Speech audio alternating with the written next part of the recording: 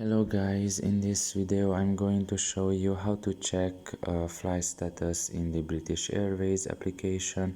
The first thing you need to do is enter the app. After you're done with that and you're in the home page, you should look at the top of your left corner and there you will see 3 lines. Press on it. And in this page you should just scroll down a little bit and you will find here the flight status option. Press on it. And here you can just select to search by route, flight or airport. You can search by any of these, and you can also select your departures and arrivals, and select the from and to the destination location, select the travel dates, and you can just press on find flights, and after that you will be able to see the flight status.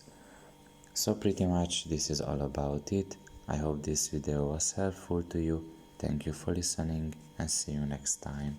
Bye bye.